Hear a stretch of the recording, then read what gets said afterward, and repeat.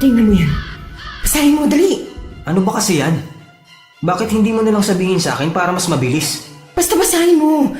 Mas maniniwala ka sa akin pag ikaw mismong nakabasa nito. Ang balbal ay isang uri ng halimaw at aswang na nangunguha ng bangkay mula sa lamay o sa libingan para kainin. Para sa kanila, ang masangsang na amoy ng bangkay ay nakakaakit na halimuyak na kaya nilang amuyin mula sa malayo. Dahil sa kinakain nila, sadyang mabaho ang kanilang hininga at sa oras na makakuha na sila ng isang bangkay ay nagiiwan sila ng katawan ng puno ng saging na siyang nagiging kamukha ng pumanaw ng kanilang nabiktima pagkatapos nila tong ritwalan. Naalala mo ba kung ano yung huli nating pinag-uusapan? Yung hininga ni Marian na sabi mo amoy na aagnas na patay? Tumpak! Nabasa mo na rin naman sa librong itim na isa sa katangian ng aswang na balbal ay ang pagkakaroon ng nakakasulasok ng pao ng hininga, diba? Ito na yun, Robby. Sigurado na ako ngayon. Aswang na si Marian. Aswang na balbal.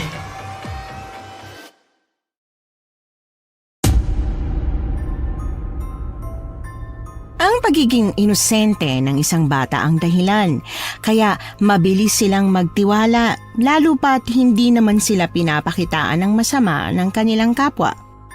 Pero yun din mismo ang dahilan, kaya lapitin sila ng kapahamakan. Ganyan po ang tema ng ating kwento ngayon. Pero bago ang lahat, kung bago ka pa lang dito sa channel, please like, subscribe, and hit the notification bell para updated kayo sa bawat kwentong ilalabas. May bago tayong storya 3 hanggang 4 na beses sa isang linggo. At ngayon, para sa tampok nating kwento. Magandang araw sa iyo, Miss Anne, pati na rin sa kapwa ko listeners na parating nakatutok sa ating channel. Ako nga po pala si Dina, isang pulis. Aksidente ko pong nadiskubre ang channel niyo nang minsan kong mapakinggan ang kapwa ko pulis na seryosong nakikinig sa inyong channel ng mga kwentong aswang. At magmula noon ay naging avid listener na rin ako at kalaunan ay nahikayat na akong ibahagi ang sarili kong karanasan na nagsimula sa pagkamatay ng isang binatilyo sa bayan kung saan kami dating nakatira ng mas nakababata kong kapatid na may direktang koneksyon sa matandang pangalanan na lang nating Marian. Gigi! Nandito na ako. Kumain ka na ba? Ano kinain mo? Habang hinihintay ang sagot ng 6 na taong gulang at mas nakababata kong kapatid, pinatong ko na ang tsapa ko sa lamesa. Nang magtagal at wala pa rin akong narinig na kahit na anong tugon mula rito, ay nagpasya na akong puntahan si Gigi sa kwarto niya. Ay, saan naman kaya napadpad ang batang yun? Tigas talaga ng bungong. Ang hirap pasunurin eh. Nagbili na akong wag nang lumabas pagkagat ng dilim. Sige pa rin ang sige. Pambihira talagang batang yan, oo. Nagpagabi na nga ng walang paalam, iniwan pang cellphone. O paano to ngayon? Saan ko siya hanapin? Diyos ko talaga, Gigi. Diyos ko lang talaga. Ikaw talaga maglalagay ng uban sa ulo ko. Grabe yung pangungonsimusyon mo sa akin, ha? Lord, bigyan niyo pa po ako ng pasensya. Pahabain niyo pa po ang pasensya ko, mauubos na. Kung hindi, araw-araw ko siguro makakalto ka ng batang yon. Bilang isang pulis, exposed ako sa samot-saring krimen na nangyayari araw-araw. Walang araw na hindi kami nakakatanggap ng report sa stasyon na may kinalaman sa nawawalang bata o di kaya naman ay iba't ibang disgrasya na may kinalaman pa rin sa mga batang kaedad lang ni Gigi. Marahil yun ang dahilan kung bakit masyado akong praning, kaya ayoko nang lumalabas pa ang kapatid kong yun pag lumalalim na ang gabi. Ayoko na nga. Dinadahayaan niyo na ako. Ayoko na maglaro. Uwi na ako. Baka hinahanap na ako ni Mama. Hoy! Anong dinadaya ka dyan? Ikaw tong madugay. Lagi kang ganyan pag ikaw ang taya. Nag-aayawang ka lagi. Hindi ka na talaga namin isasali sa susunod. Sama nito. Madaya! Madaya! Bakain kita kay Marian eh. Bago pa tuluyang magkasakitan ang mga batang kalaro ni Gigi gawa ng kanilang pagkakapikunan, lumapit na ako sa kanila at mahinang tumikim. Ay, si Ate Dina ni Gigi. Bakit po, ate? Bakit sa tingin mo? Pupusasan ka niya malamang, tas ikaw yung ibibigay na handog kay Marian kasi ang sama mo. Hala ka, Angie. Pagsasaluhan ka ni Marian tsaka nung kapatid niya, bilog na bilog pa naman ang buwan ngayong gabi. Naku, pag ganun daw, ibig sabihin nun, gutom na sila. Ate Dina, oh, siya nga ang ulihin mo at itahi dun sa gate ng lumang bahay. Kayong dalawa talaga, parang aso't pusa. Away ng away kahit na kayo-kayo rin naman ang magkakalaro. Nga pala, nakita niyo ba si Gigi? Wala kasi sa bahay. Napasarap din yata ang paglalaro dito sa labas. Kung saan ako napunta, hindi ko pa rin siya nakikita. Hindi niya po kami bate, ate. Nainis kasi siya eh. Nung sinabi ko na aswang si Marian, tsaka yung kapatid niya totoo naman yun. Ayun, iba pa yung kalaro niya ngayon. Sina Engkong po. At saan naman kaya sila naglalaro ngayon? Baka po nandun sa tapat ng lumang bahay. Yung may karinderya rin sa tabi ng puneraryang silang may-ari. Sila Engkong kasi gustong-gusto na doon nagtatago-taguan. Kasi mas nakakatakot daw doon. Tsaka mas masaya. Sige. Titingnan ko na lang doon si Gigi. Kayo, di pa ba kayo uuwi? Ay naku, umuwi na rin kayo ha. Gabi na. Baka hinahanap na kayo ng mga magulang nyo. Huwag nyo na silang palabasin pa't paghanapin. Bukas nyo na ituloy ang paglalaro nyo. Opo, Ate Dina. Bye-bye po, Ate Dina. Sana po makita nyo na po agad si Gigi. Sana po hindi siya nabiktima at ginawang sahog ng dinuguan sa karinderya. Uy, hindi magandang biro yan ha. Kabado na nga ako, lalo nyo pa akong pinapakabay. Pagkalipas ng halos 5 minutong paglalakad sa pamilyar na kalsada ay nahanap ko na rin si Gigi. Gaya ng sabi ni Angie ay nakikipagtagu-taguan nga siya malapit sa lumang bahay at punerarya ni na Marian. Tagu-taguan, maliwanag ang buwan. Wala sa likod, wala sa harap. Pagbilang kong 10, nakatago na kayo. 1, 2, 3, 4, 5, 6, 7, 8, 9, 10. Ate, nakauwi ka na pala? Akala ko naman mamaya ka pa. Sabi mo gagabihin ka. Gabi na po ba? Gabing-gabi? Kaya nandito ka na? Malalim akong bumuntong hininga. Sa inis ko sa kanya ay parang gusto ko siyang pingutin pero hindi ko na ginawa. Mahirap na, baka may makakita at isipin nilang minamaltrato ko ang pasaway na ito. Ganon. Pumuslit ka ng laro rito kasi akala mo hindi ko malalaman at hindi kita mahuhuli, ano? Ikaw na bata ka, patigas ng patigas ang ulo mo. Ano ba sabi ko sa'yo, ha? Ate, dito lang naman. Di naman sobrang layo nito sa atin. Tsaka magkakilala naman lahat na. Tsaka marami pang tao dito sa labas. Ay, talagang sasagot pa siya, oo. Kung pingutin kaya kita, ha? Para magdala ka naman. Masyado na yata akong mabait sa'yo eh. Pag mas bumabait ako, parang mas nagiging pasaway ka. Wag po! Tsaka bata pa ako, ate. Tsaka bawal maging marasa bata, diba? May parusa yun sa batas. Dapat alam mo yun kasi pulis ka eh. Alagad ka ng batas, diba? Ewan ko sa'yo. Halika na nga. Tsaka, bakit ba gustong-gusto mo na dito naglalaro? Hindi ka ba natatakot sa bahay na to? Kina Marian? Hindi po. Bakit naman ako matatakot sa kanila? Panakot lang naman na aswang sila, diba ate? Huwag mong sabihin na naniniwala ka sa mga kwento, ate. Naniniwala ka pa rin? Ang kulit mo naman nun, ate, para kang bata. Suot ang nakakalokong ngisi sa labi niya'y sumulyap si Gigi sa lumang bahay dahilan para sundan ko rin ang tingin niya. Ganon na lang ang naging pagkunot ng noo ko nang bigla na lang magtago si Marian na sigurado kong nakasilip sa bintana at nakamasid sa aming magkapatid kanina. Gigi, tara na. Halika na. Umuwi na tayo.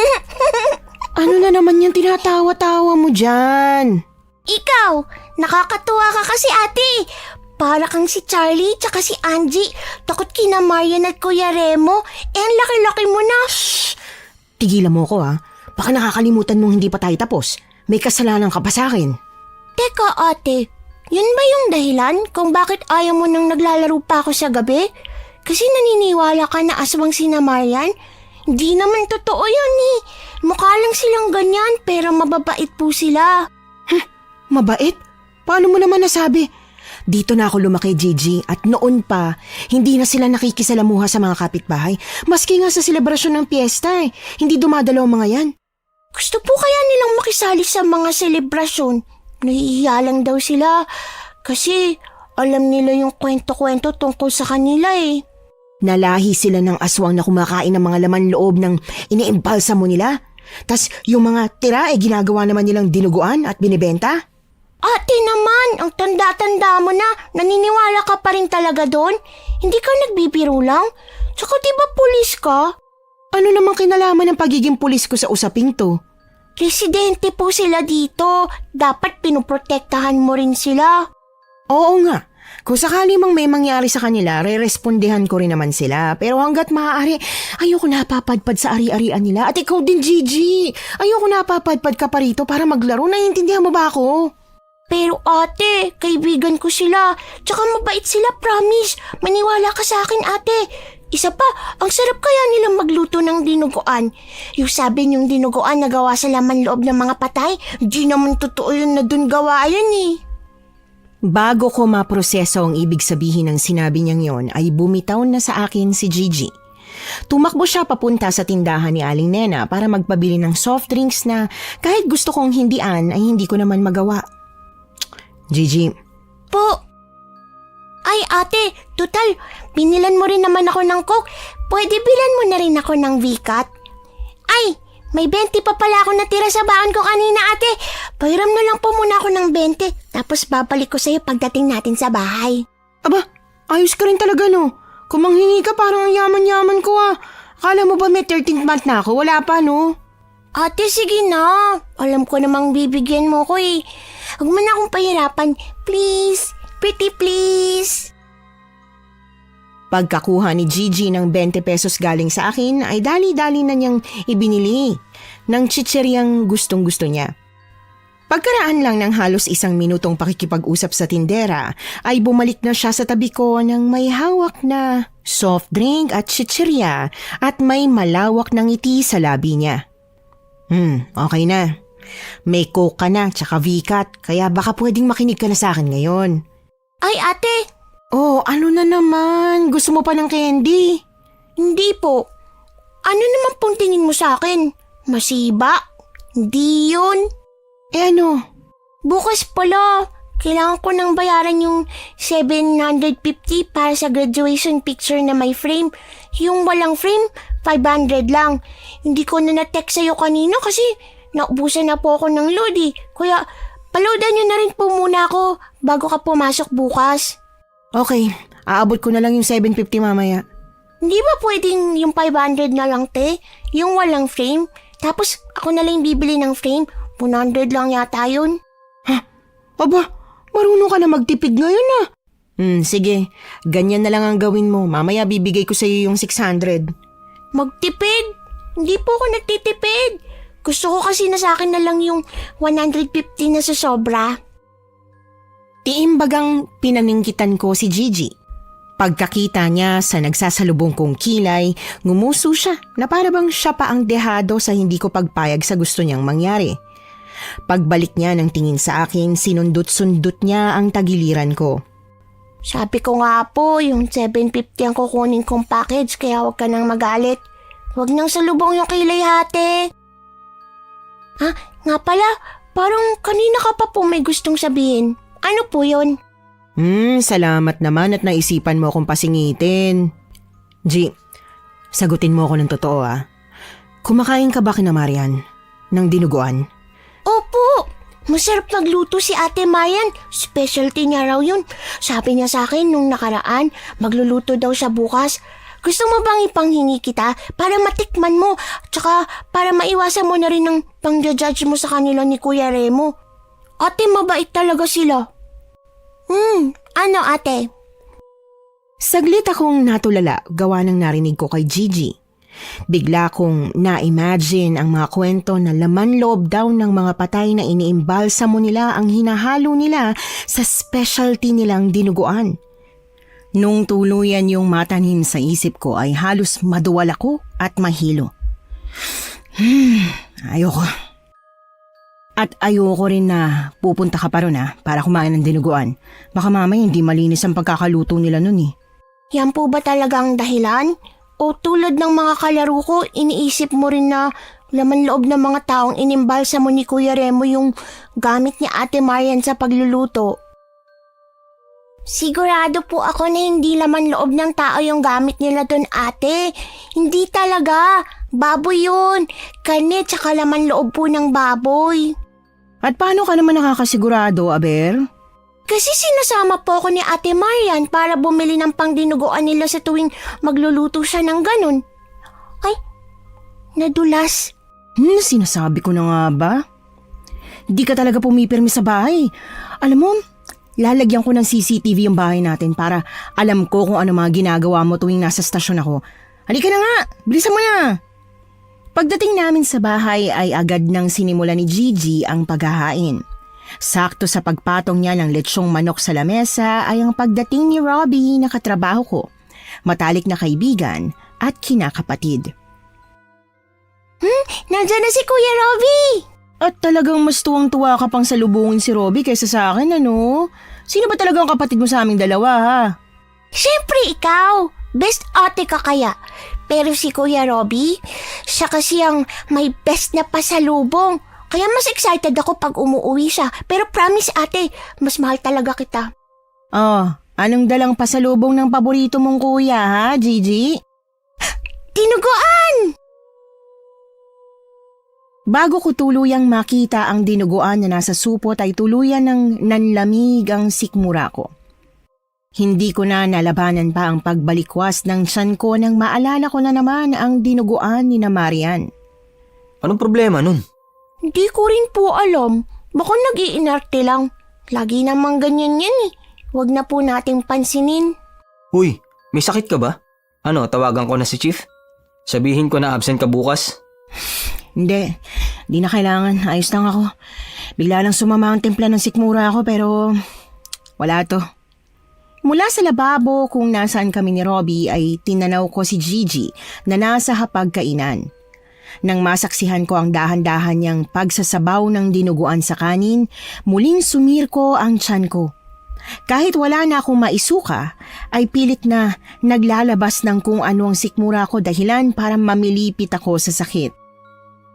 Ayos ka lang ba talaga? Hindi kaya buntis ka na? Sira ulo! Buntis ka dyan. Paano ako mabubuntis wala naman akong boyfriend, no? Robbie, pwede ba? Sa susunod ha, iba na lang ipasalubong mo kay Gigi. Huwag na dinuguan. Ayoko makakita o makaamoy ng dinuguan dito sa bahay. Ha? Ano bang atraso ng dinuguan sa'yo at parang ang laki ng galit mo ron? Basta. Simula ngayon ayoko na. Saan mo nga pala binili yun? Malapit sa kampo? Sana yung crispy sisig na lang nila doon ang binili mo. Mas masarap naman yun eh. Mas matutuwa pa ako. Hindi. Pre-order yan. Dinuguan ni Marian. Masarap yan. Tikman mo kaya para magbago ang tingin mo sa dinuguan. Marian? As in yung Marian na kilala natin? Yung sa lumang bahay? Yung Marian na may-ari ng iniiwasang karinderya at punerarya? Oo. Yung Marian nga na yun. Wala na rin namang ibang Marian sa barangay natin. Ang galing nga eh. Hindi man unique ang pangalan na yon, pero siya lang ang Marian rito. Bago pa maidugtong ni Robbie ang kung anong gusto niyang sabihin, kumaripas na ako ng lakad papunta kay Gigi. Mabilis kong hinaklit ang kutsara mula sa kamay niya, sabay hawak sa panga niya para hindi na niya manguya pa at malunok ang sinubong kanin at dinuguan. Luwa mo, Gigi. Iluwa mo yan. Iluwa mo, sabi. Bakit ba ayaw mo makinig sa akin, ha? Kahit ngayon lang, makinig ka nga, ha? Pwede ba? Sa gulat ni Gigi ay hindi rin siya agad na nakasunod sa sinasabi ko. Hindi ko rin mawari kung bakit hindi ko mahintay na maproseso ni Gigi ang sinasabit inuutos ko, kaya ako na mismo ang nagbuka ng bibig niya. Sa pilitan kong dinukot ang kanin at dinuguan na nasa loob ng bunganga niya at tinigilan lang siya nung wala nang tira. Nang marinig ko na ang paghikbi ni Gigi, saka lang ako parang natauhan. Sinipat ko ang natapong pagkain sa sahig. Nung hindi ko alam kung paano hihingi ng dispensa kay Gigi, ay pinili kong umalis na lang sa hapag. Sira ulo ka. Bakit mo ginawa yun kay Gigi? Ano ba problema mo? Kung may problema ka sa trabaho o kung ano mang bumabagabag sa'yo, pwede bang huwag mong isali yung bata? Hindi mo ba nakita? Takot na takot sa'yo ang kapatid mo, Dina. Makonsensya ka nga sa ginagawa mo. Mag-sorry ka ron. Wag na wag ka nang bibili ng dinuguan sa babaeng yun. At mas lalong wag kang magdadala ng dinuguan dito sa bahay kapag sa kanya galing. Ano? Dina naman. Diyos ko naman talaga. Chismis lang naman yung kumakalat tungkol sa karinderya ni Marian. Hindi yung totoo. Grabing kapraningan naman to. Hindi na ako sumagot at nakipagtalastasan pa kay Robbie. Lumabas ako ng kwarto. Ilang hakbang bago marating ang hapagkainan, dinig ko na agad ang paghikbi ng umiiyak ko pa rin kapatid. G, sorry na. Mas masarap naman yung litsyong manok, diba? Yun nga ang paborito mo dati. Yun na lang ang kainin mo. Huwag na yung dinuguan na dala ni Kuya Robbie mo. Pasensya na sa nagawa ko. Sige na. Kumain na tayo. Tapos ako na maglilinis ng kalat sa sahig pagkatapos natin. Sandali lang kukuha lang kita ng bagong plato. Habang sinasandukan ko si Gigi ng bagong pagkain ay bigla na lang siyang tumayo at walang pasabing tumakbo papunta sa kanyang kwarto. Saka pupunta? Susundan mo ang kapatid mo? Tapos ano? Pagagalitan mo? Hayaan mo na lang muna si Gigi. Bukas mo nakausapin pag humupa na tampo niya at pag di na rin ganun kainit ang ulo mo. Ikaw naman kasi. Bakit ba bigla-bigla ka na lang sinusumpong? Sandali nga, parang alam ko na yung pinagpuputok ng butsi mo, Dina. May kinalaman to ron sa chismis na yung dinuguan ni Marian ay gawa sa laman loob ng patay na iniimbalsa mo nila, di ba? Hindi mo ako sinagot kanina pero ito yun eh. Sure akong ito yung dahilan. Ano, tama ako? Diyos mio naman, Dina. Ang tanda-tanda na natin, naniniwala ka pa rin doon? Basta! Yung sinabi ko na dapat ang masunod. Kumain ka na nga lang dyan. Iligpit mo na lang yung pagkatapos mo Ayoko na rin Wala na akong gana. Papasok na ako sa kwarto. Yan, ito. Ito talaga ang dahilan kung bakit sinasabi ko sa'yo na tigil-tigilan mo yung panonood at pakikinig dyan sa mga pelikula at kwentong aswang. Masyado kang nagpapapaniwala ron. Hindi mo na alam kung ano ba ang totoo at gawa-gawa lang. Hindi aswang sila, Marian. Hindi sila aswang kasi wala namang ganun, Dina. Isa pa, ang ganda-ganda nun. Paano siya magiging aswang? Di ba yung mga aswang matatanda na, tas mahaba ang buhok, kulubot na ang mga balat, di ba? Gusto kong paniwalaan si Robbie at bigyan ng benefit of the doubt ang magkapatid sa lumang bahay, pero hindi ko talaga magawa. Hanggang sa oras ng pagtulog ko, si Marian ang dinuguan niya at si Remo ang laman ng utak ko. Kaya hindi na ako nagulat paanong maalimpungatan ako gawa ng isang panaginip. Panaginip kung saan nakahiga ako sa morgue ng punerarya nila at masaya nilang inaani ang laman loob ko habang nakatabi ako sa kumukulong kawa kung saan nila binabagsak ang mga bituka ko. Panaginip. Panaginip lang. Panaginip na hindi magkakatotoo. Sa kalagitnaan ng pagpapakalma ko sa sarili ko, nakatanggap ako ng tawag galing sa stasyon. Alam ko na agad na gawa nun ay hindi na ako makakabalik pa sa kama at mamayang gabi na ulit makakatulog. Gawa ng may kailangan na kaming respondehan, pungas-pungas akong tumayo at dumiretso sa kwarto ni Robbie na ilang hakbang lang ang layo mula sa kwarto ko. Robbie? Robbie? Robbie, gising! Di ka raw makontak. Pinababalik tayo sa presinto. Robbie! Oh, ano? Ano na naman ba? Katutulog lang ng tao Nasaan phone mo? Tinatawagan tayo ng presinto, hindi ka raw sumasagot. Ay, baka nalobat. Nakakatalugan ko yata yung pinapanood ko teka, para saan? Anong sabi sa'yo? May nangyari? Malala? Walang ba tao sa presinto kaya pinapatawag tayo? Hindi ko pa alam, pero wag ka na maligo pinagmamadali tayo Magbibihis na rin ako. Paglabas ko ng kwarto ay saktong paglabas din ni Robbie. Nilapag ko muna sa side table ang cellphone ko at inabala na ang sarili sa pagsasapatos nang bigla akong makatanggap ng text message. Robbie, pacheck nga nun. Baka yan yung address kung saan tayo pinadediretso Eto na nga. Teka, dito lang to sa atin Sa atin? Saan banda? Kanino? Block 2, Lot 6, Corner Sampaguita Street. Ito yung may lumang bahay at puninarya Yung kinamarian? Kinamarian to, sigurado ako. Habang bitbit pa rin ang cellphone ko, ay sumilip si Robbie sa bintana. Paghawi niya ng nakasaradong kurtina ay bumungad na sa amin ang iba't ibang ilaw na galing sa kararating lang na patrol cars. Kina Marian nga, ano kaya nangyari rin sa magkakapatid? Nilooban kaya sila? Sana naman yun lang, di ba? Sana hindi sila pinagbantaan, sinaktan o kaya kung ano pa. Basta bilisan na natin, baka mag-isa tayo ni na Chief eh. Sabihin, nandito lang tayo pero inabot pa rin tayo ng siyam-siyam. Ito rin talaga mahirap sa trabaho natin eh. Parating on call. Pag pinatawag ka kahit day off mo, wala tayong magagawa kundi sumulpot na lang sa harap nila na parang kabuti. Sinumpaan nating tungkulin to, Robbie. Pinili natin kaya hindi tayo pwede magreklamo, no? Tsaka, akala ko ba gustong-gusto mong pinagsisilbihan ng bayan? Gusto nga.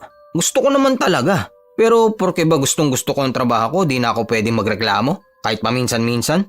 Ay, teka, mauna ka na. Aayusin ko lang tong tali ng sapatos ko. Habang binubuksan ko ang gate ay nakabaling pa rin sa front door ang tingin ko.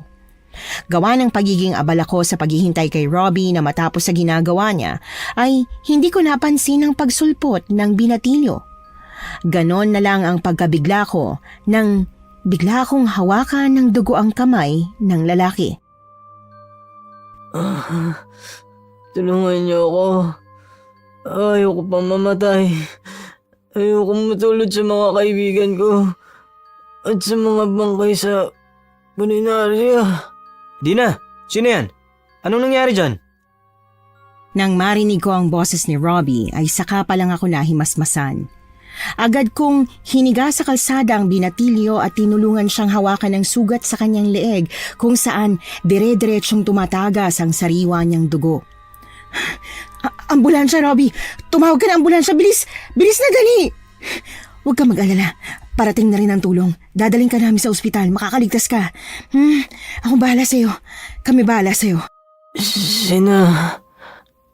Sila ang may gawa.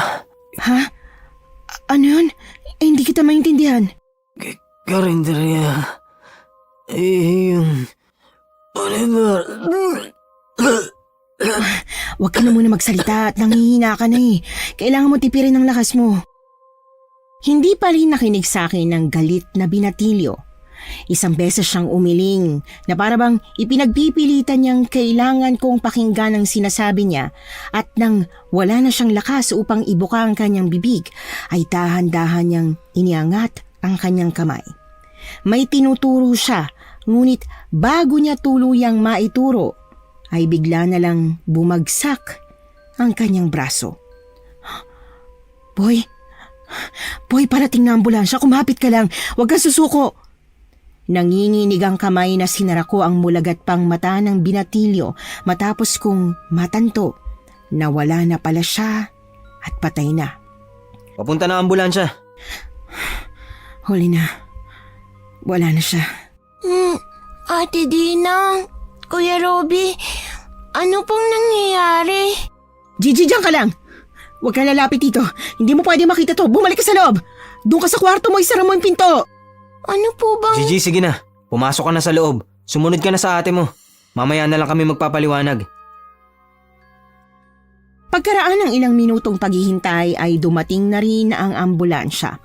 Sa paglabas ng medic na may dalang stretcher at paglapit nila sa wala ng buhay na binatilyo, ay saka palang nag-sink in sa akin ang nangyari. Pati na rin ang sinabi ng binatilyong may malalim na sugat sa kanyang leeg. Ayos ka lang ba?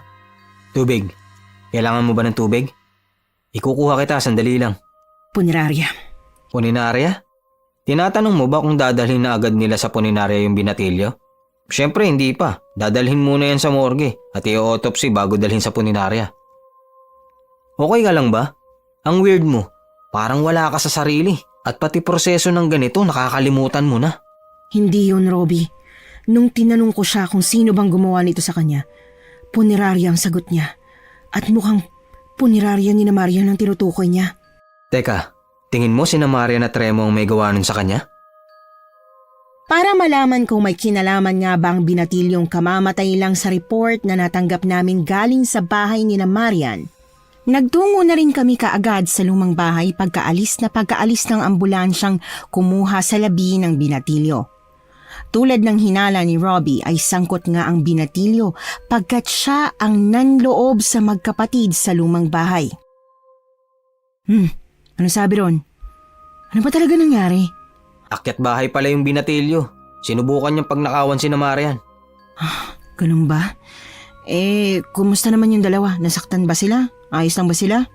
Si Marian ang napuruhan, pero nalapatan na naman siya ng paunang lunas at sinugod sa ospital. Si Marian kasi nakahuli ron sa binatilyo at sa takot na baka magingay siya, hinampas niya ng martilyo sa ulo. Kaso nagising si Remo. Bale si Remo ang may gawa ng gilit sa leeg ng lalaki. Sandali, mag-isa lang ba yung binatilyo na yun? Wala siyang kasamang manloob? Saglit kong pinasadahan ang bawat sulok ng punerarya na abot ng aking mata. Napakagulo ng paligid. Halatang may karambolang naganap. At kahit pa pilitin ko ay parang hindi ko magawang paniwalaan na ang lahat ng naiwang pinsala sa paligid ay gawa lang ng isang patpating binatilyo at ni Remo. Wala ka bang napapansing kakaiba? Kakaiba? Anong kakaiba? Hindi ko pa rin alam pero parang may mali eh. Ang daming katanungan na ang hirap bigyan ng sagot. Parang hindi pangkaraniwang robbery gone wrong lang yun nangyari. Tulad ng? Handa na sana akong sagutin ang tanong na yun ni Robbie pero bigla na lang sumulpot si Remo na kaisa-isang kapamilya ni Marian. Galing sa mukha niyang may bahid ng natuyo ng dugo ay bumaba ang tingin ko sa puti nitong t-shirt na mansyado na ng dugo na sa aking palagay ay sa binatilyong nag-akyat bahay. Sa bahay mo raw napadpad yung tumakas na magnanakaw? Oo ang sagot sa tanong na nagpapasirko-sirko sa isip mo, Dina. Ako nga ang may gawa sa sugat niya sa leeg. Sugat? Hindi lang sugat yun. Gilit yun. Malalim na gilit na unti-unting kinamatay ng binatilyo. Sandali nga. Bakit parang ako ang may kasalanan? Dinipensahan ko lang sarili ko, pati na rin ang kapatid ko, mula sa panganib na dala sa amin ng kriminal na yon. Hindi mo ba alam na minartilyo ng demonyong yan ang ulo ni Marian? At sa dami ng pwede mong patamaan sa leeg talaga? Nang maabutan ko sila sa punerarya ay duguan sa sahig ang ate ko. Ang akala ko napatay niya si ate. Nagdilim ang paningin ko at nadala ako sa galit, Dina. Nang matauhan ako, pagkakita ko na puruhan ko na rin yung magnanakaw. Binitiwan ko na siya para mapuntahan si ate. Kaya nga nakatakbo pa ang lalaking yun papunta sa bahay niyo. Ano ba sa tingin mong ginagawa mo, Dina? Sina Remo at Marian ang biktima rito. Hindi dapat siyang ini-interrogate natin. Pumasok yung binatilyo, inatake at inilagay niya sa alanganin ang buhay ni Marian. Kaya malinaw na self-defense ang nangyari. Walang kaso si Remo sa nangyari kahit panapatay niya yung binatilyo. Nandiyan na si Chief, Dina. Kapag yung si Remo nagsumbong dahil mukhang mas kinakampihan mo pa yung napatay na sospek, yari ka na naman.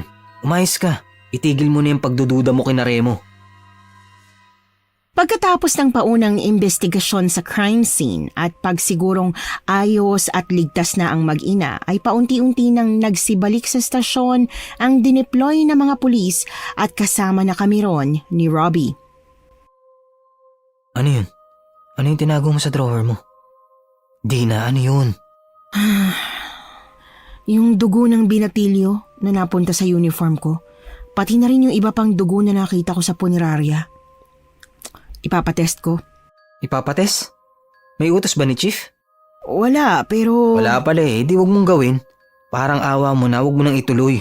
Hindi ka ba natatakot na malagay sa alanganin dahil sa pinagagagawa mong to? Masuspinde? Gusto ko lang makatiyak, Robbie. Malakas kasi yung kutob ko na ang alam natin ngayon ay hindi yung buong katotohanan. Sinasabi mo ba na may foul play?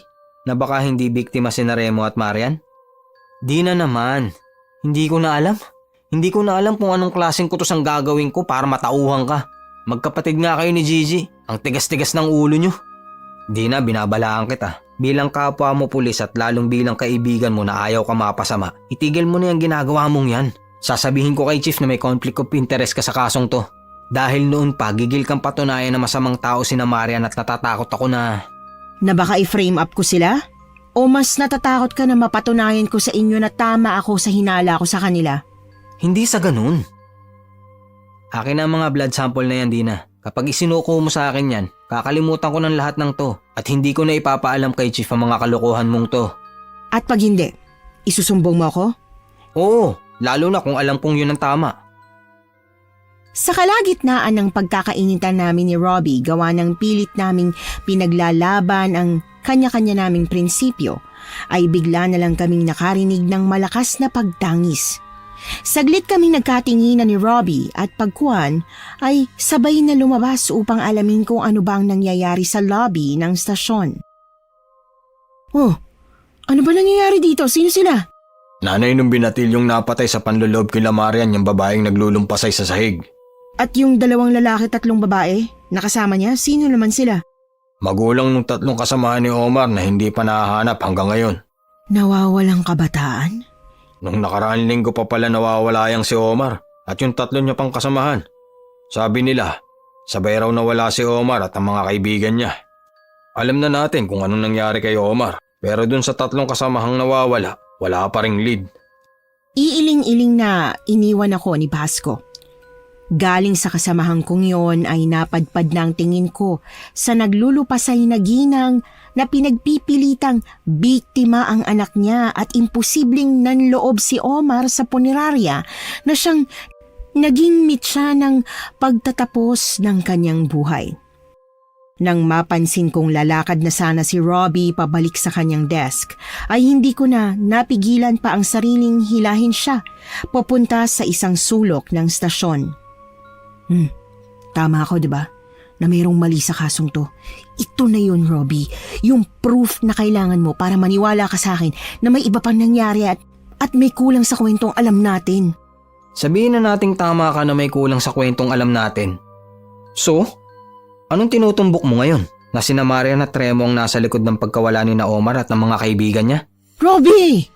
Nakinidnap ng magkapatid si Omar at para pagtakpan ang kung ano mang ginawa ni na Marian kina Omar at sa mga kaibigan niya, ay free-name up nila si na Omar na nanloob sa kanila. Ewan ko, Robbie. Ang totoo niyan hindi ko na rin alam eh. Kaya nga hayaan mo na akong ipatest yung blood samples na nasa akin para magkaalaman na. Kung mali ako at kung talagang sina Marian at Remo nga ang biktima dito, aamin ako kay Chief. Aamin ako at tatanggapin ko ang parusa kahit na ang pagkakawala pa ng tsapa kong maging kapalit ng gagawin kong to. Okay? Bahala ka. Gawin mo kung anong gusto mo. Di na kita pipigilan pero ngayon lang to Oo. At kung lumabas ang resulta at mapatunayang mali ang kutob at haka-haka mo, gusto kong pangatawanan mo ang pangako mo at aaminin mo kay Chief ang mga pinaggagawa mong to. Oo. Promise. Promise, Robbie. Promise. Salamat sa pagtitiwala mo sa akin. Sabi ko na nga ba, pagbibigyan mo rin ako eh. Pagkat ayaw kong malaman ng kahit na sino bukod kay Robbie na iligal akong kumuha ng blood sample sa crime scene, ay kinailangan ko pang dalhin sa ibang syudad ang sample para doon yon maipatest. Pagkaraan ng 2 araw na pagiging abala ko sa aking sikretong pag-iimbestiga sa kaso ni Omar at nung punerarya, ay nagkaroon na rin ako ng pagkakataon na makauwi at makapagpahinga sa bahay. Ate, kape mo po. Yung pamalit mong damit, nahanda ko na rin. Nilinis ko na rin po yung kwarto mo. Tsaka lahat ng nagalaw kong gamit nung naglilinis ako, binalik ko na rin po sa dati. Huwag mong sabihin na may babayaran ka na naman sa school. Ano ba yan? Naman. Gigi. Parang sa private school ka rin nag-aaral sa dami ng binabayaran ko kada linggo Oh, ano na naman bang kailangan kong bayaran? Magkano? Hindi po yun, ate. Ano? Sabihin mo na sa akin, bilis. Diba, nilooban si na ate Marian, tapos napuruan siya. 2 araw rin po siyang nasa ospital pero ngayon kasi nakauwi na sila. Gusto ko po sanang bisitahin si ate Marian tsaka dala ng prutas. Promise ate, sandali lang po ako. Mga 10 minuto lang tapos uuwi na rin po ako agad. Mayaw niyo po ate? Hindi po kayo payag? Kung gusto mo talagang kumustahin si Marian, nasabi mo nga mabait sa'yo at kaibigan mo, sige na, hindi na kita pipigilan. Talaga po? Sa isang kondisyon, kailangan kasama ako. Opo, payag po ako. Okay lang po sa akin. Malapad ang ngisi sa labing tumakbo si Gigi papunta sa kusina. Pagbalik niya sa akin ay may dala na siyang isang basket ng prutas at nagmamadali na niya akong hinila palabas. Nang makita ko ang malapad ng ngiti sa labi ni Gigi ay natagpuan ko na lang ang sarili ko na humihiling na sana nga mali ako ng hinala kina Marian. Kung tama ako, paniguradong masasaktan si Gigi, lalo na at labis-labis ang pagpapahalaga niya sa magkapatid. Kuya Remo? Ate Marian? Kuya Remo, ako po to, si Gigi. Kasama ko po si ate. May dala po kaming prutas para sa inyo ni Ate Marian. Oh, Gigi! Gising na po ba si Ate Marian? Kung oo, gusto ko po sana siyang makita. Okay lang po bang pumasok kami ni ate? Diba po, si ate yung isa sa mga rumisponde po nung nilooban kayo? Gusto niya lang din pong tingnan kung okay na po si Ate Marian, tsaka kayo rin po. Ganun ba? Opo, Nasa sala ang ating Marian mo. Puntahan mo na lang dun. Ang totoo niyan, nung nakarang ka pa hinihintay ng ate mo. Namimiss ka na. Ikaw, di ka ba papasok? Papasok. Salamat sa pagpapapasok. Bago pa namin malampasan ni Remo ang extension ng lumang bahay na siyang kumukonekta sa main house ng magkapatid at sa kanilang punerarya at karinderya, ay bigla akong nakarinig ng kakaibang kalabog na siyang nagtulak sa akin upang puntahan yon. Bumungad sa akin ang nilalangaw na bangkay na nakapatong sa konkretong lamesa. Habang tumatagal ang tingin ko sa walang buhay na katawan, pakiramdam ko ay mas dumarami ang langaw na dumadapo doon, bagay na hindi ako sigurado kung talaga bang nandun dapat. Ilang segundo pa ang lumipas at tuluyan ng bumulwak mula sa aking bibig ang pandidiring kanina ko pa pinipigilan. Ayos ka lang? Tubig, gusto mo? Ikaw naman kasi. Yan tuloy, nakakita ka pa ng bagay na di mo naman dapat makita. Kung ako sa'yo, mag-iingat ako. Sige ka, baka ilagay ka sa alanganin ng kuryosidad mong yan. Ano? Kararating lang ng bangkay na yon kaninang hapon. Atake sa puso ang kinamatay ng matanda at kasalukuyan ko lang inuubos ang nititirang dugo sa katawan bago ko simulan ng pag-imbalsa mo. Ganun ba talaga yun? Di ba parang kakaiba naman yung dami ng langaw dun sa loob? Parang nakakadiri. Nakakadiri? Para yun lang? Hindi ba pulis ka? Hindi ba dapat sanay ka na sa ganun? Makakita ng dugo? Mga nakakadiri at nilalangaw na katawan? Mga inaagnas na bangkay? Medyo sanay na pero yung nakita ko rin sa morgue, ngayon pala ako nakakita ng ganun. E di maging embalsamador ka rin para malaman mo na pangkaraniwan talaga ang nakita mo kanina. Halika na nga. Nang lumakad na si Remo papasok sa kanilang bahay ay kusa na rin kumilos ang paa ko para sundan siya. Pagtapak sa loob, agad akong binati ng nakakasulasok na amoy. Bagay na hindi ko maintindihan kung bakit parang ako lang ang nakakaamoy nun. ate, hindi ka ba babati kay Ate Marian? Diba turo sa atin yan ni Mama na hindi dapat natin kalimutang batiin yung mga tao na binibisita natin? Bilis na ate, mag-hello ka na sa kanya. Tas makipag-shake hands ka para namang friends na kayo.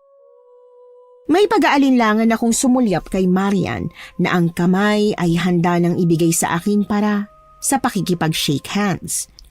Galing sa kanya, muli akong sumulyap sa kapatid kong umaasa na ito na ang umpisa ng pagiging malapit ko kina Marian at Remo kahit na ang totoo ay pumayag lang naman akong pumunta dito sa pagbabakasakaling baka may mahanap pa akong kahit na anong makakapagbigay ng sagot sa lahat ng katanungan sa isip ko. Muli akong kinalabit ni Gigi. Gawa ng naiipit na ako ng sitwasyon, wala na akong choice kundi ang lumapit na rin kay Marian. Ngumiti siya sa akin at sa pagbuka ng kanyang bibig ay lumabas ang nakakasulasok na amoy na para bang may kung anong nabubulok sa loob ng kanyang bibig. Kumusta, Dina? Salamat nga pala sa pagdalaw. Ayoko mang magmukha na para bang binabastos ko siya ay hindi ko na kinaya pa at tinakpan ko na ang ilong ko. Hindi lang simpleng baho ang umaalingasaw sa bibig ni Marian. Nakakahilo ang sulasok na hatid noon na para bang ngumuya muna siya ng naagnas na bangkay bago siya humarap sa amin ni Gigi. Ate, tanggalin mo nga yung takip mo sa ilong, nakakahiya sa kanila. Ang baho eh! Di mo ba naaamoy? Ate! Pasensya na po. Dahan-dahang tinikom ni Marian ang kanyang bibig. Halatang napahiya sa sinabi ko. Nang mapansin ang nanlilisik na tingin sa akin ni Remo, at hindi ko na rin alam kung paano ko pa ihihingi ng dispensa ang naging reaksyon ko, dali-dali ko na lang nahinila si Gigi palabas ng lumang bahay. Bago makalabas ng gate, muli akong tumanaw kina Marian. Nakita kong nakadungaw na ang magkapatid sa may bintana. Nanlilisik ang mga mata nila at parang nakabantay sila sa amin ni Gigi. Ganun pa talaga yung amoy ng hininga ni Marian, Gigi? Amoy patay? Para siyang kumain ng naagnas na bangkay ah. Ate naman, nakakaya naman yung ginawa mo. Anong gusto mong gawin ko? Nagulat ako, tambaho nga talaga. Amoy patay, amoy naagnas na katawan. Ate, yung mga sinasabi mo naman ganun lang talaga yung amoy ng hininga ni Ate Marian dahil sa diet niya. Sabi niya sa akin nun, special daw yung diet niya dahil sa kondisyon niya. At ano bang kinakain niya? Sa special diet niya na yun, yung mga patay na iniimbalsa mo nila sa punerarya? Muli akong pinanlisikan ni Gigi ng tingin. Bumuelo at handa na sana siyang makipagtalastasan sa akin pero biglang nag-ring ang phone ko. Dahil kailangan sagutin, sinenyasan ko muna siya na manatili sa gilid ng kalsada habang nakikipag-usap ako sa tumatawag. Nang malaman na may kailangan na naman akong respondehan, dali-dali na akong lumapit kay Gigi pagkababa ko ng cellphone. Sa trabaho? May kailangan na kaming respondehan sa may sementeryo. Pag uwi mo sa bahay, huwag ka nang lumabas, okay? Huwag mong bubuksan ang pinto kung di ako o ang Kuya Robby mong kumakatok. Okay ate, malinaw po. Kung makita o marinig mo kami ng Kuya Robby mo sa pinto, huwag mo pa rin bastang bubuksan dahil tatawag kami ni Robby kung talagang kami yung nasa pinto, okay? Ha? Ate, pasensya na sa gagamitin kong salita. At please, huwag mo po akong pagalitan. Pero, pa-weird ka na ng pa-weird. Sinabi ko naman na kasi sa'yo nun na may epekto talaga sa utak mong pagbabasa mo ng mga kwentong katatakutan na ayaw mo maniwala. Hindi ko kailangan ng pamimiloso po mo ngayon, bata ka. Ang kailangan ko, kumpirmasyon na naiintindihan mong sinasabi ko. Opo nga. Tsaka Gigi, sinubukan ko naman pero hindi ko talaga magawang hindi pagdudahan yung magkapatid dun sa lumang bahay tsaka sa punerarya kaya pasensya ka na. Pero ate... Maghanap ka na lang ng ibang kaibigan, okay? Yung kaidaran mo na lang. Sina Angie, okay si Charles. Sila dapat ang kinakaibigan mo, hindi sina Marian. Pagmula sa araw na to hindi na talaga ako papayag na pumunta ka pa ron. Talagang duda ako dun sa pagkatao ng dalawang yun Ate, kung aswa nga sina Ate Marian at Kuya Remo tulad ng usap-usapan, di ba dapat may mga nabiktima na sila? Pero sa tagal nating nakatira dito, maski isang beses wala pa namang nabalita na may namatay na gawa ng kakaibang pag-atake kaya parang imposible talaga yung iniisip mo. Basta Gigi, ate mo ko. Sa akin ka binili ng mga magulang natin bago sila namatay. Kaya dapat lang na nakikinig ka sa akin, okay? Umuwi ka na. Gawin na lang lahat ng biniling ko sa'yo Pagdating ko sa sementeryo ay punong-puno na ng barikada ang nicho ni Omar upang hindi na yun malapitan pa ng mga taong gustong alamin kung ano ba ang nangyari sa kalilibing pa lang na binatilyo. Pagkatapos kong saglit na pasadahan ang nicho nito at ang nakabukas na kabaong, ay agad na akong lumapit kay Robby, nakakatapos lang din kausapin na ang isa pa naming kasamahan. Ano ba talaga nangyari dito, Robby? Kung anong nakikita mo ngayon, yan pa lang din ang alam namin. May nagbukas at lumapastangan sa nicho at kabaong ni Omar. Kahapon lang siya nilibing, di ba? Di kaya nakalimutan lang na simentohin yung nicho niya? At yung nakabukas niyang kabaong, paano ipapaliwanag yun? Nakasarado yan, Dina. Sure ang caretaker at nagsemento ng nicho ni Omar na sarado yan bago nila iwan kahapon. Hindi kaya gawa ng kung anong hayop? Nasa syudad tayo, Dina. Walang mabangis na hayop na magbubukas niyan. Isa pa, sa mga libing, alam mo rin naman na hindi umaalis basta-basta ang pamilya ng namatay hanggat hindi natatakpan at nasesemento ang pinaglibingan. Alam ko naman. Baka lang naman na ganun yung nangyari kasi kung hindi, sino naman ang pwedeng gumawa niyan kay Omar? Muling tumanaw si Robbie sa kabaong ni Omar na kasalukuyan ng pinagtutulungang isara ng mga kasamahan namin. Ano na nga palang nangyari sa paunang investigasyon sa kasong to? Pinipilit pa rin ng ina ni Omar na imposibleng may kinalaman ng anak niya sa panloloob. Yung mga kapitbahay at kaibigan nila, ganun din ang sinasabi. Kahit sinong tanongin namin, puro maganda lang ang sinasabi tungkol kay Omar. Kaya mas lalong palaisipan sa akin kung sino ang gagawa ng ganito kay Omar. Mirso, ingatan mo naman. Pasensya na, nadulas kasi yung kamay ko eh. Ano pang hinihintay mo? Sarado mo na yan at ang baho. Nangangamoy na yung patay.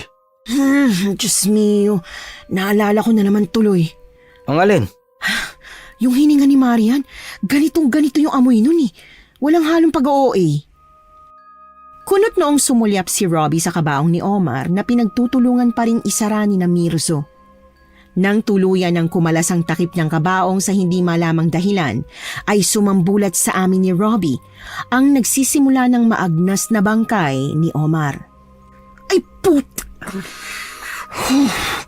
Pangalawang beses ko nang nakakita ng bangkay ngayong araw at sa totoo lang hindi ko alam kung alin ang mas nakakadiri dun sa dalawa. Sandali pala. Paano mo naman nalaman ng amoy na naagnas na hininga ni Marian? At kung magsalita ka talaga parang walang bait. Totoo naman kasi. Pupusta ako na sasang-ayon ka sa akin pag naamoy mong hininga ng babaeng yun. Amoy patay talaga, Robbie.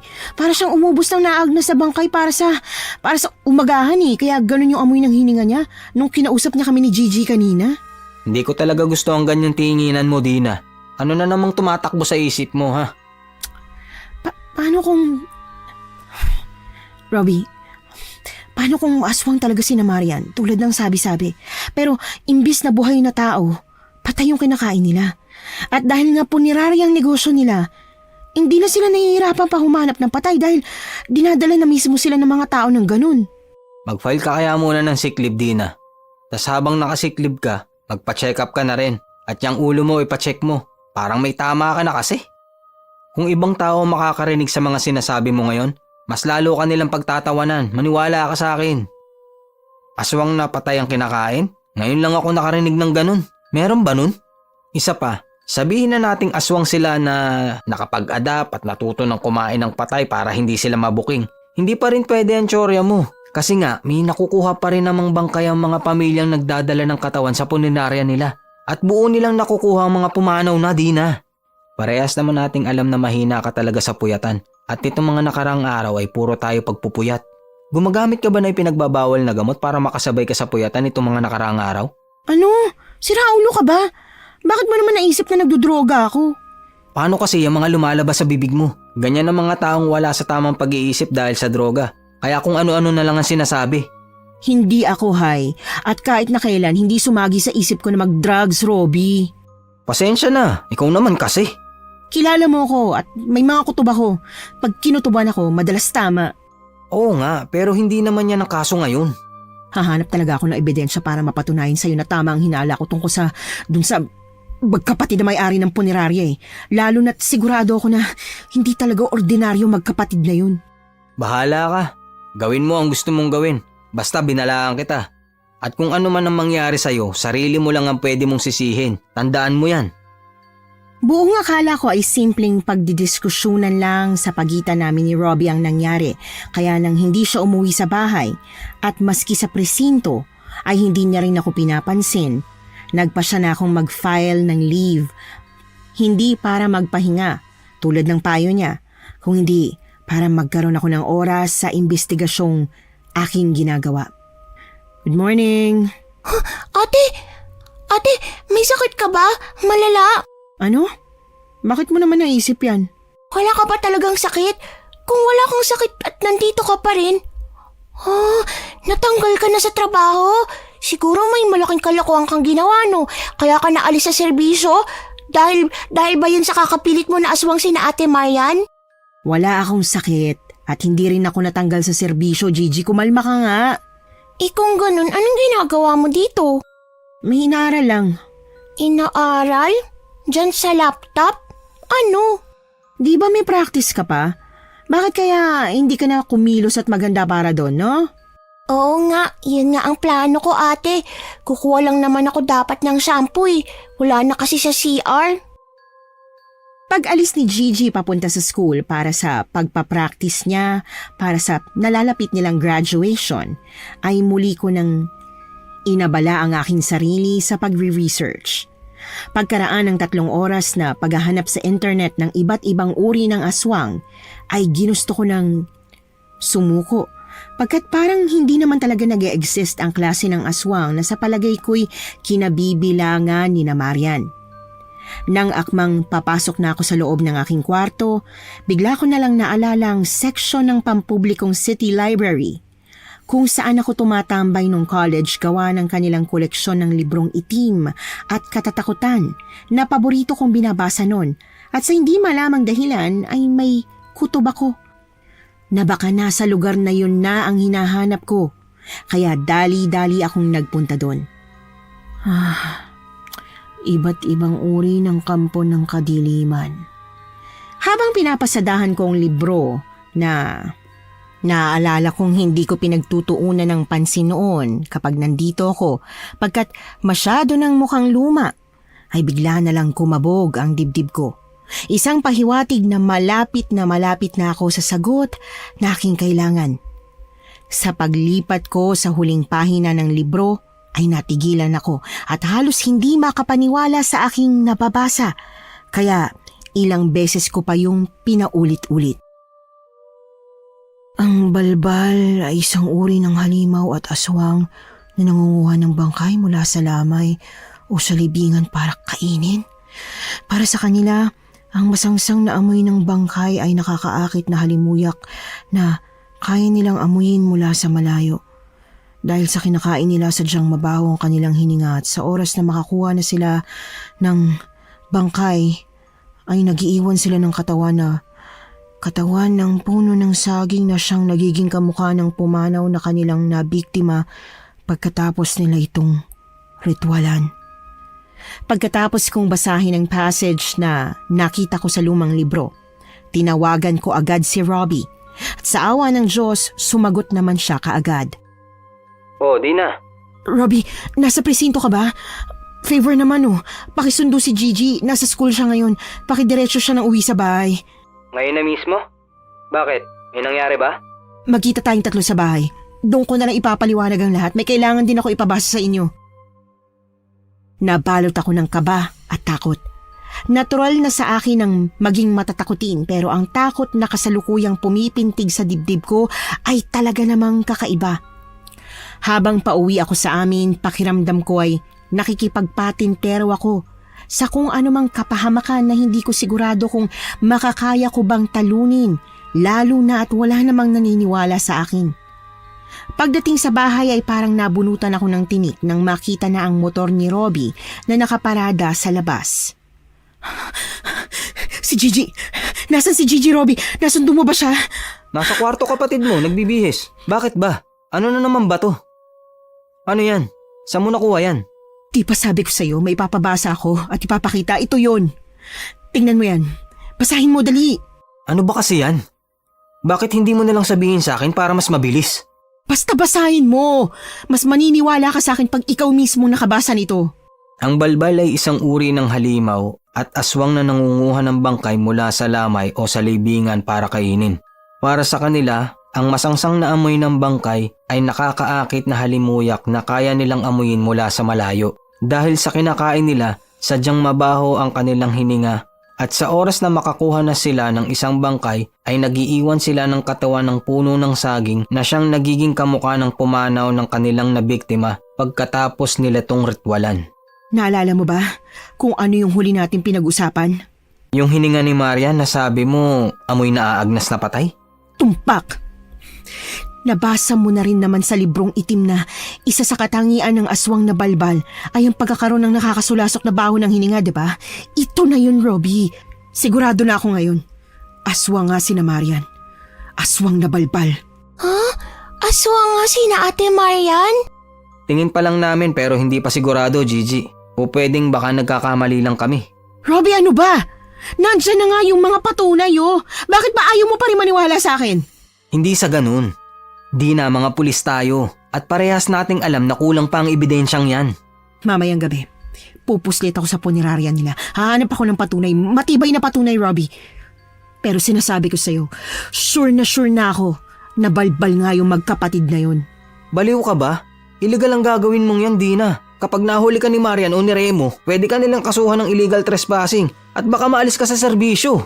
Ate, huwag mo nang ituloy. Natatakot ako. Makikinig na po ako sa inyo. Hindi na po ako pupunta kina Ate Marian. Hindi ko na sila kakaibiganin. Paano kasi kung tama ka pala na aswang nga sila? At nalaman nila na alam mo ng sekreto nila. Baka ikaw naman ang kainin nila, ate. Mag-iingat ako, Gigi. Pangako, bukas nandito na ako ulit. Buo at walang galos. Basta, hintayin mo lang ako sa kwarto mo, ha? Naintindihan mo ba ako? Ayaw at tutulman, napilitan pa rin si Gigi na tanguan ang mga sinabi ko. Tinuyo niya ang sariling luha at nagmamatapang nang umiti sa akin, bagay na kahit papaano ay saglit na nag-alis ng takot sa dibdib ko. Sige na, pumasok ka na sa kwarto mo.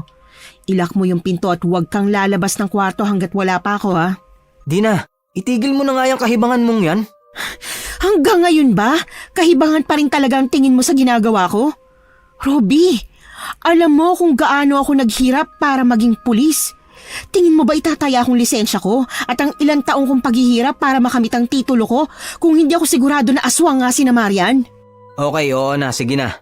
Naniniwala ako sa sinasabi mong aswang balbal nga ang matatanda sa may puninarya. Pinaniniwalaan na nga kita kaya pwede ba? Huwag mo nang ituloy, parang awa mo na. Hanggat nandito ang dalawang yon at ilang metro lang ang layo mula sa bahay natin, hindi ako mapapalagay. Gusto kong mapuksa sila at magiging tama lang sa mata ng tao at sa mata ng batas ang gagawin kong pagpatay sa dalawang yon kung may patunay na ako na hindi natin sila kauri, na hindi sila tao. Marahan kong inalis ang kamay ni Robbie na nakahawak sa braso ko. Saka ako dumiretso sa kwarto ko. Pagpasok, agad ko nang hinanda ang lahat ng kagamitan na tingin kong makakatulong sa akin. Sakaling makaengkwentro ko nga si na Marian ngayong gabi. Pagkagat ng hating gabi, muli akong nanalangin at paulit-ulit na humingi ng proteksyon at basbas sa Diyos bago ako muling lumabas ng kwarto upang maisagawa ko na ang aking pinaplano. Nang maabutan ko si Robbie na halatang nakatulog na lang sa paghihintay sa akin, agad ko siyang nilapitan at mahinang tinapik. Robbie, anong ginagawa mo rito? Bakit dito ka natulog? Ba't hindi ka dun sa kwarto mo? Kumikab si Robbie. Pupungas-pungas niya akong pinasadahan at nang tuluyan na itong magising, ay bigla na lang siyang tumayo na ikinagulat ko pa.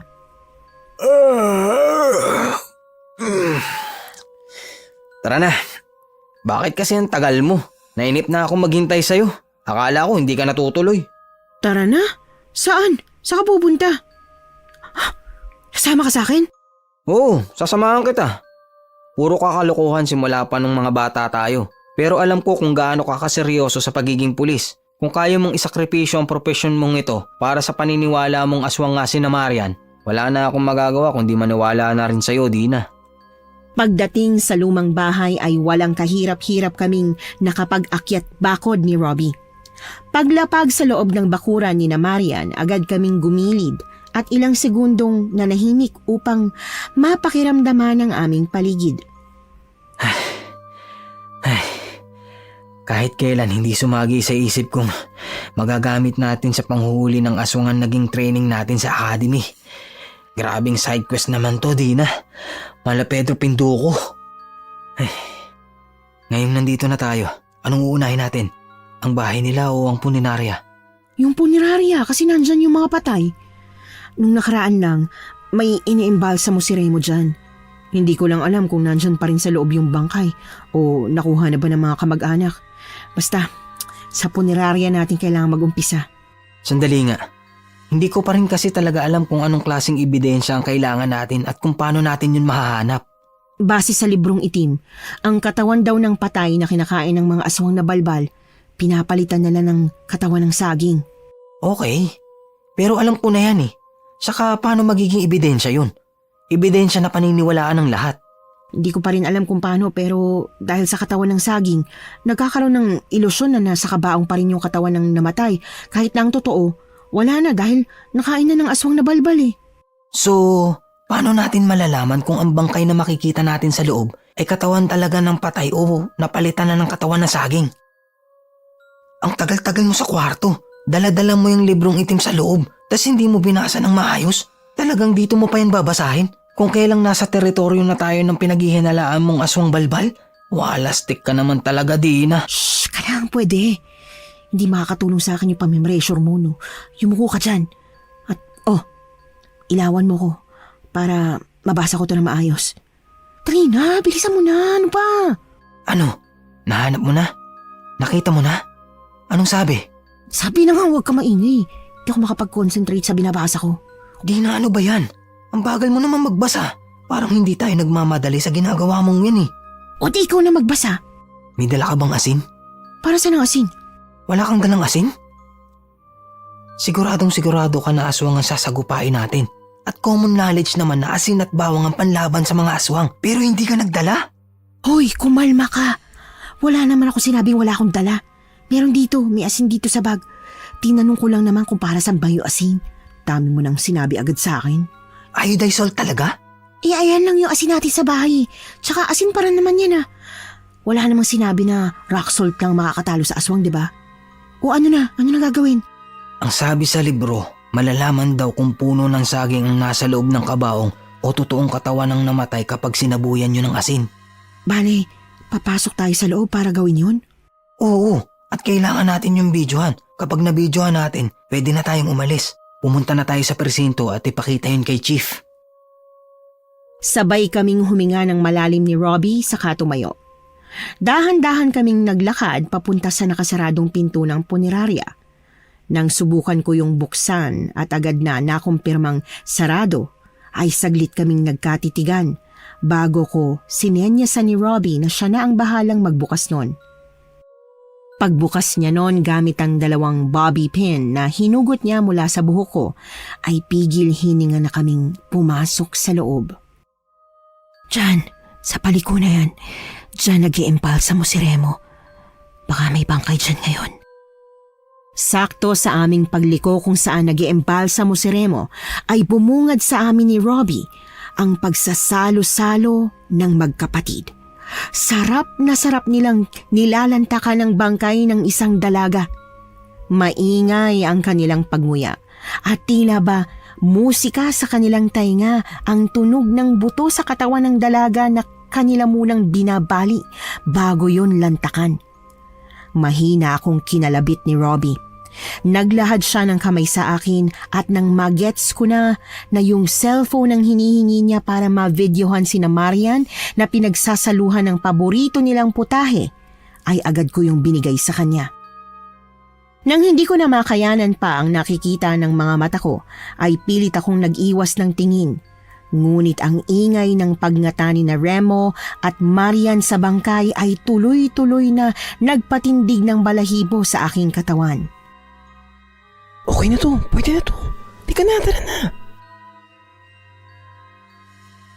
Maingat ang hakbang at dahan-dahan kaming umatras pabalik sa pintong aming pinasukan. Ngunit bago kami tuluyang makalabas doon at makalayo, ay biglang tumunog ang cellphone ko. Hayop, bilisan mo, patayin mo yan. Maririnig nila tayo. Tingin mo narinig nila yon? Mukha namang abalang-abala sila dun sa patay, di ba? Siguro naman hindi nila... Bilisan mo na, Dina. Mamaya ka na dumaldal. Kailangan na nating makaalis dito. Tinulak-tulak pa ako ni Robbie palabas ng pinto ng punerarya at sakto sa paglabas ko, ay bumungad nga sa amin ang magkapatid na balbal. Iba na ang wangis ni Remo at Marian. Malayong malayo na sa kanilang anyong tao. Mahaba ang dila ng magkapatid May pakpak na tulad ng sa paniki at ang hininga ng mga ito ay mas lalo pang bumaho. Tulong! Tulungan niyo kami! Agad akong natigilan nang pasugod na lumipad si Remo palapit sa akin. Walang kahirap-hirap niya akong hinawakan sa leeg at nilipad ng ilang metro bago pabalabag na hinagi sa dingding. Hindi pa nakontento si Remo. Muli niya akong binalikan. Hinawakan niya ang aking binti at dahan-dahan na binaon ang kanyang matalas na daliri sa parting yon ng aking katawan hanggang sa mahawakan niya ang buto ko ng walang kahirap-hirap niyang kinulong sa kanyang kamao hanggang sa tuluyan niya yung mabali. Masarap ang lapat ng malamig na katawan niyo sa lalamunan namin. At okay na rin kami sa bangkay, pero paminsan-minsan, gusto pa rin talaga namin ng sariwa, yung mainit, yung umaaray pa habang pinagsasaluhan. Dahil sa'yo, ilang araw rin kaming may sariwang papagsaluhan ni Marian. Para mas magtanda ka, hindi ko kayo agad papatayin. Dahan-dahanin ko kayo. Sisiguraduhin ko na mararamdaman niyo kung paano ko uunti-untihin huhugutin ang laman loob niyo. Halimaw ka! At para mas magsisi ka, ang lalaking kasama mo ang uunahin namin. Gawa ng narinig, agad kong hinanap si Robbie. Nahanap kong walang malay niyang katawan na inaamoy at dinidila-dilaan ni Marian sa sahig. Pilit kong tinawag ang kanyang pangalan na siyang huling lumabas sa aking bibig bago ako natulad sa kanya na nawalan din ng ulirat. Anong ginagawa namin dito? Hindi pa naman kami patay ah. Hindi niyo kami pwedeng kainin kasi buhay pa kami at mainit pa ang katawan at dugo namin. At sino naman ang nagsabi sa'yo na patay lang kinakain namin? Tingin mo ligtas na kayo? Mula sa amin dahil ang buhay kayo? Pagharap ni Remo sa aking pwesto ay agad siyang ngumiti na parabang nagbubunyi siya pagkat gising na rin ako. Kinuha ni Remo ang cellphone mula sa bulsa ko at malakas yung hinampas sa konkretong kinahihigaan ko. Alam mo ba ang totoong giliw na giliw kami sa kapatid mong si Chichi? At kahit kailan, hindi namin pinagtangkaan ng batang yon. Para ko na siyang nakababatang kapatid, Dina. Kaya bakit? Bakit ha? Bakit nangingialam ka pa? Bakit inalam mo bang totoo? Nananahimik kami rito. Wala kaming pinapatay na tao. Mga patay na ang kinakain namin para mabuhay. Kaya bakit hindi nyo na lang kami hinayaan? Wala kayong ginawang masama?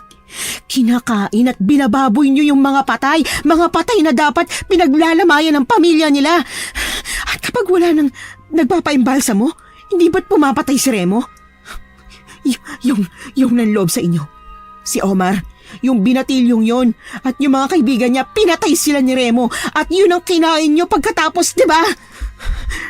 Ano, nagtataka ba kayo kung paano ko nalaman? Minsan lang yon. Kapag wala na kaming ibang pagpipilian, hindi ba't ginagawa niyo rin naman ang ginagawa namin? Pumapatay rin kayo. Para lang may makain. Oo, pero hayop yun. Hindi tao. Magkaiba yun. Sobrang laki ng pinagkaiba nun sa ginagawa ninyo. Ano pang hinihintay mo, Remo? Tapusin mo na yan. Baka marinig pa siya ng mga kapitbahay. Binuka ko ang bibig ko para sumigaw at humingi ng tulong. Pero nang ipasok ni Maria ng kanyang nakakadiring dila sa aking bibig, ay agad ko yung tinikom. Pilit kong iniwas ang aking mukha at sa galit niya ay kinalmot niya ang aking pisngi. Saka takam na takam niyang dinilaan ang dugong pumapatak mula sa parting yon ng aking katawan. Kung ang inaalala mo ay ang nakababata mong kapatid, huwag kang mag-alala, Tina. Kami nang bahala kay Gigi. Kailangan lang namin siyang maging kauri. Ngunit sisiguraduhin ko sa iyo na hindi namin pababayaan ang batang yon. Hindi namin sasaktan ang nag-iisang tao na ginalang kami at nirespeto. Alam ni Gigi na nandito ako. Alam na rin niya ang katotohanan sa pagkatao niyo. Kung mapatay niyo nga ako, hindi sasama si Gigi sa inyo. Sigurado ka pa dyan? Bakit hindi mo tanungin si Gigi? Puno ng pagtatakang nangunot ang noo ni Marian. Pagharap niya sa kanyang likuran, ay bumulaga sa kanya ang asin na sinaboy ni Gigi. Ate! Sa ulo ng magkapatid na balbal tumama ang naunang putok ng baril at ang iba pang bala ay sinunod naman sa katawan nila upang masiguradong wala na silang buhay. May pag-iingat na nilapitan ng mga kasamahan naming pulis ang naghihingalong magkapatid na muli pa nilang pinaputukan. Nang masiguro ng lahat na wala ng buhay sina Marian at Remo, ay saka pa lang kami napakawalan ni Robbie. Diba sabi ko wag kang lalabas ng kwarto, nahintayin mo lang ako doon. Kulit-kulit mo talaga eh. Paano kung napahama ka rin ha? Huwag kang magalit sa kanya, wala siyang kasalanan.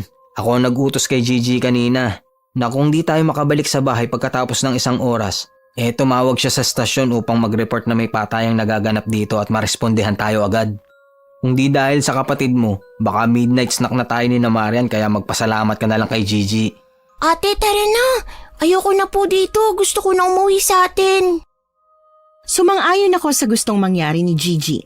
Pero dahil sa natamo kong pinsala at bali ng buto sa binti, sa ospital ako diniretso at inabot din ng linggo bago ko muling nakauwi sa bahay. Ate, may tatanong ako. Hindi ba sina Ate Marian din ang nag-embalsamo kina Mama at Papa nung namatay sila sa aksidente? Oo.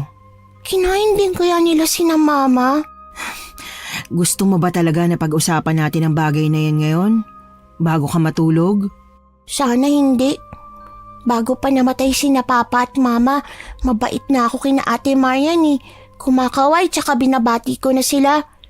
Ramdam ko na totoong mabait sila sa akin at para ko na talaga silang kapatid kung minsan. Kaya gusto ko lang naisipin na para sa akin, hindi nila ginawa kina Mama at Papa ang ginawa nila sa ibang patay na nahahawakan nila sa punerarya, na hindi nila yun kinain o ginawang sangkap sa dinuguan. Ako rin, Gigi. Yun na lang din ang gusto kong isipin. Marami-rami ring pinatay si Remo para may makain sila ni Marian sa tuwing walang pasok sa punerarya, pero palagay ko, tama ka rin. Totoong gusto ka nila at totoo yung kabaitan na ipinakita nila sa'yo. Nalilito ako, ate. Pwede ba yun? Pwedeng alin, Gigi? Pwede bang mabuti ka sa isang tao tapos masama ka naman sa iba? Hindi ba pag masama ka sa iba, masama ka na rin dapat sa lahat? At pag mabuti ka sa isa, mabuti ka na rin sa lahat? Pagkat hindi ko alam kung ano bang isasagot ko sa tanong niyang yon, ay pinili ko na lang na ibahin ang topic namin. Alam mo, bata ka, piniprito na naman ang mga tanong mo ang utak mo. Di ba pwedeng matulog na muna tayo? Bukas mo na lang ako pag-isipin. Ate, promise mo yan ha. Bukas sasagutin mong tanong ko ha. Oo, basta patulugin mo na muna ako ngayon. Ikaw rin, Gigi, matulog ka na. Antok na ako, bata ka. Gusto man pagtakpa ng kapulisan ang lihim ng magkapatid na nakatira sa lumang bahay at may negosyong punerarya at karinderya, ay kumalat pa rin ang katotohanan.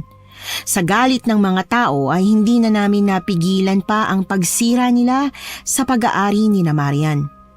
Samot-saring sulat at pagmumura ang pumuno sa mga dingding at bakuran, at nung mapadaan kami raw ni Gigi papunta sa kanyang graduation, ay napansin ko ang tuyo ng bulaklak para sa patay. Gigi? Po, ate. Ikaw bang naglagay ng bulaklak sa gate ni na Marian? Umamin ka. Hindi naman ako magagalit basta magsabi ka ng totoo. Gusto ko lang naman magpaalam, ate. Sa huling pagkakataon, gusto kong respetuhin sila. Hindi naman natin alam kung paano sila naging aswang, di ba? Kung hindi nila kailangan kumain ng mga patay o pumatay para makakain, naniniwala ko na magiging mabuti silang tao. Alam mo, kung lahat ng tao sa mundo may isip at puso ng tulad ng sayo, ang dali sana ng buhay. Halika na nga, baka mahuli tayo sa graduation mo. Miss Anne, magsisinungaling ako sa inyo kung sasabihin ko na kahit kailan ay hindi na ulit ako nakaramdam ng takot. Pagkatang totoo, ay parati pa rin akong nababalot ng pag-aalala na baka isang araw ay may makasalamuha na naman kaming kampo ng kadiliman. Ngunit sa awa ng Diyos ay naging payapa naman na ang buhay namin ni Gigi at ni Robbie, lalo na nang madestino na kami sa bagong bayan, matapos naming magdesisyon na lumipat na para makalimot. Sa ngayon, pinaniwala ko na lang po ang sarili ko na ang takot na yon ay isang bangungot lang. Bangungot na tapos na at hinding-hindi na mauulit pa. Hanggang dito na lang po ang aking kwento. Maraming salamat sa inyong oras at mag-iiwan lamang ako ng payo na sana ay maging mapagmatsyag ang lahat pagkat ang mga katulad ni na Marian ay maaaring malapit lang din sa inyo. Nagustuhan niyo po ba ang ating kwento ngayong araw? Kung oo ang sagot at hindi mo pa nagagawa, aba, subscribe na! Click the notification bell ha, para updated ka sa tuwing maglalabas kami ng bagong kwento. Click like at mag-iwan na rin ng comment. Masayang-masaya ako tuwing nagbabasa ng messages mula sa inyo. At kung may sarili kayong karanasan na gusto nyong ibahagi sa amin, email lang sa missanhorrorstories@gmail.com. Dire-diretso lang, missanhorrorstories@gmail.com. Malay nyo, sa susunod, yung kwento na ninyo ang binabasa namin para sa ating mga tagapakinig. Hanggang dito na lamang muna at muli po, ito po ang inyong si Miss Anne. Nagpapasalamat sa inyong patuloy na pagmamahal at pagsuporta.